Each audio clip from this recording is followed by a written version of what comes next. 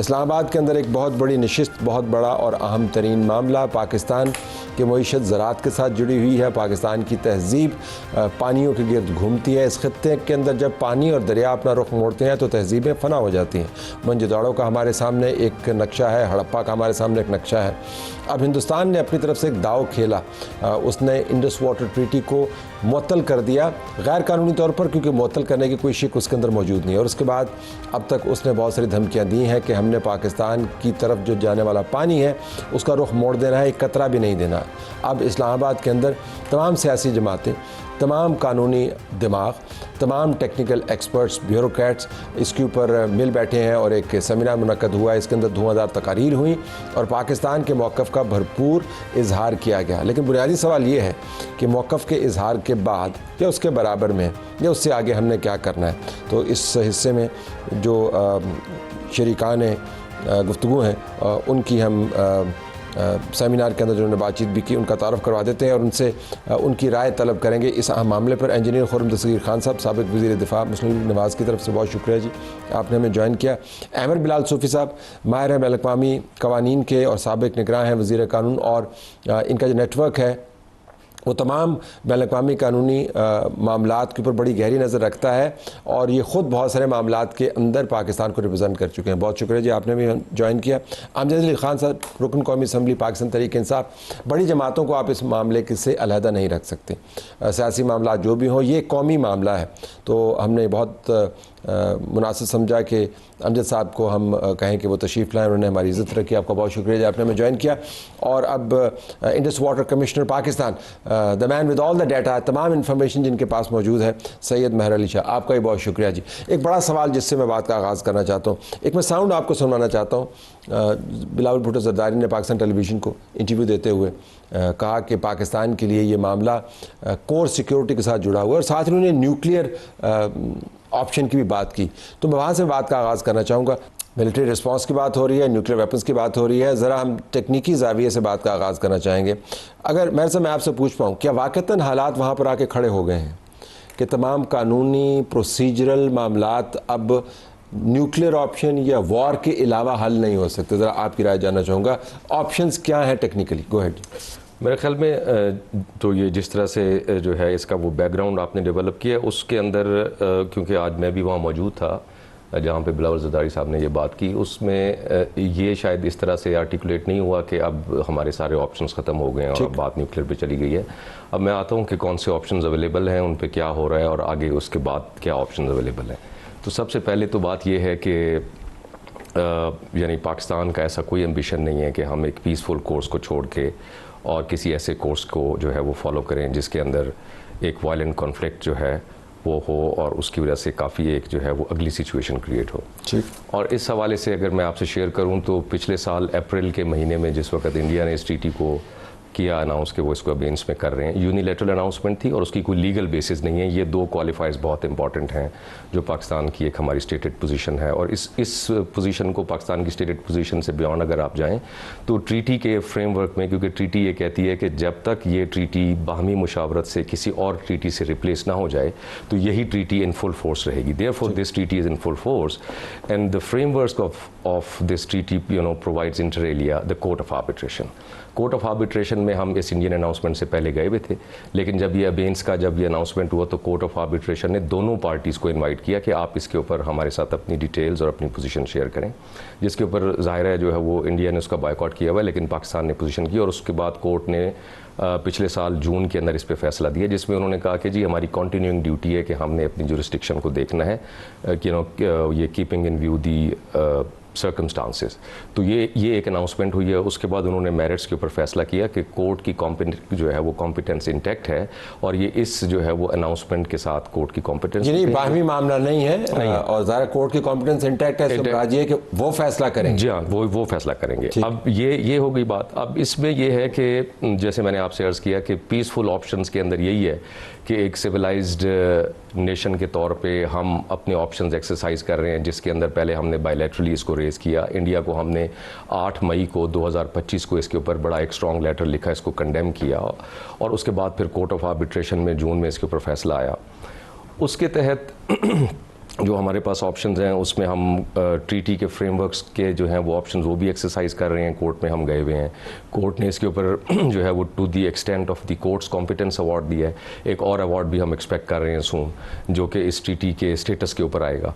और इसके बाद जो है अगर आप इंटरप्ट करो तो अगर अभी तक जो आपने बात की, आप ये फरमा रहे हैं कि हमारी तमाम पॉलिसी जो है वो नथी है जो ट्रीटी के इर्द गिर्द और उसके अंदर जो कानूनी रास्ते मौजूद हैं उनके ऊपर चलना जी, वन ऑफ दूसरा है हमारा कि जो है वो गवर्नमेंट ऑफ पाकिस्तान ने जो है वो यूनाइटेड नेशन के फोरम को भी यूज़ किया, मल्टीलैटरल फोरम पे चले गए जी, मल्टीलैटरल्स पे भी गए। यूएन में जो है वो हमारे डिप्टी प्राइम मिनिस्टर ने यूएन के प्रेसिडेंट को, सेक्रेटरी जनरल को और फिर पाकिस्तान के परमानेंट रिप्रेजेंटेटिव ने भी इसको जो है वो पाकिस्तान इंडिया क्वेश्चन के तौर पे वहाँ पे एक जो है वो इवेंट कराया।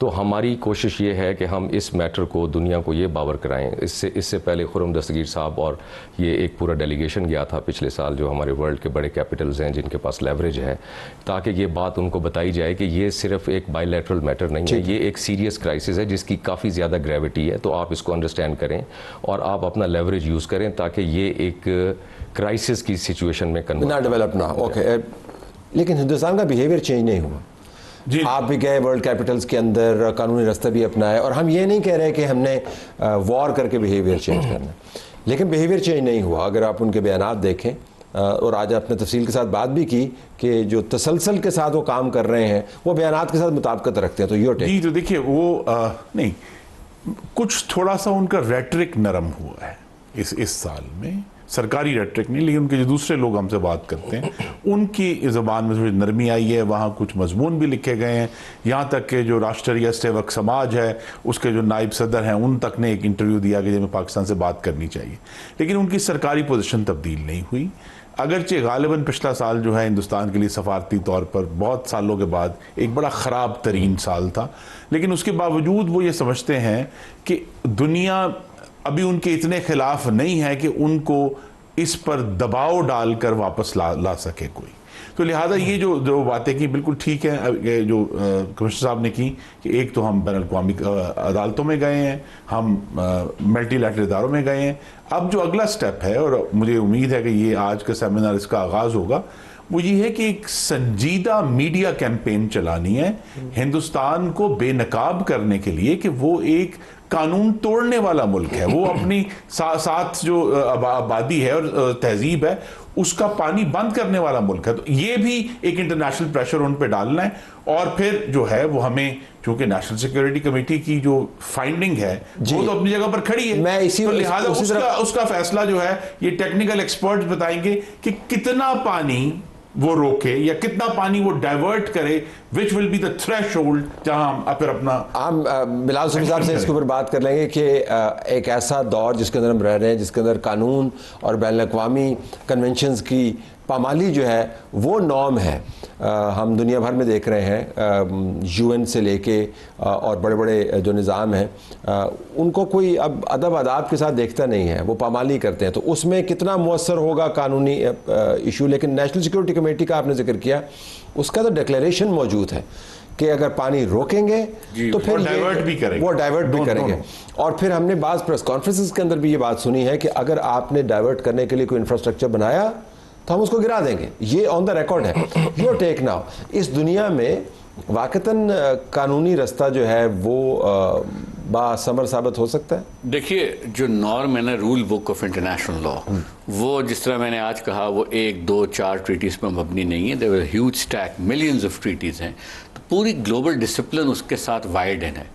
उसका इम्प्लीमेंटिंग मैकेनिज्म ज़रूर कमज़ोर हुआ। UN security council for example, in case Ukraine में आप देखते हैं, ईरान वाली सिचुएशन में, यूएस गाज़ा में देखते हैं, लेबनान में देखते हैं, एग्जैक्टली। लेकिन वो रूल बुक वहीं की वहीं है। वो आज भी स्टैंडर्ड है जिसके हवाले से हर मुल्क का किरदार, उसकी परफॉर्मेंस जज की जाती है, और उसी नॉर्म की बेसिस पर लोग क्रिटिसाइज करते हैं या सपोर्ट करते हैं, अगर आप नॉर्म के साथ खड़े हुए हैं।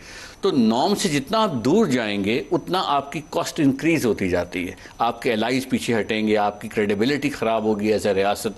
सो अगर इंडिया ने इर्रेस्पॉन्सिबल स्टेट का सबूत देना शुरू कर दिया, असैसिनेशन उनके नेटवर्क्स पकड़े गए कनाडा में, यूएस में, आर्टिकल 370 को in defiance of the UN charter उन्होंने इनकॉर्पोरेट करने की कोशिश की, आईडब्ल्यूटी के साथ जो किया, और उसके बाद जो इंटरफेरेंसेस है इंटरनेशनल लॉ की आउटराइट वायलेशन में थ्रू प्रॉक्सीज, तो उसकी credibility as a responsible state suffer कर रही है। इसीलिए वो परेशान भी होते हैं कि हमारी बात दुनिया में क्यों नहीं सुनी जा रही है और पाकिस्तान की क्यों सुनी जा रही है, बिकॉज पाकिस्तान का जो कंडक्ट है इंटरनेशनल लॉ के नीचे वो ज़्यादा रिस्पॉन्सिबल। लेकिन क्या पाकिस्तान समझते हैं कि इंडस वाटर ट्रीटी के ऊपर जो उनकी हमारी नज़र में धुनाई हो रही है उसकी वजह से उनका वेटेज कम हुआ है? वाकई उनको इतनी एम्बैरेसिंग सिचुएशन कहीं पर उसका सामना हुआ? मैं अर्ज करूं, उनका जो पोजीशन इंडस वाटर ट्रीटी पे वो इतनी away from the rule book है, इस कदर दूर चले गए हैं वो। एक ट्रीटी को उन्होंने कहा कि जो साइन ट्रीटी है जिसकी इनडेफिनिट ड्यूरेशन है, इंडस वाटर ट्रीटी की इनडेफिनिट ड्यूरेशन है,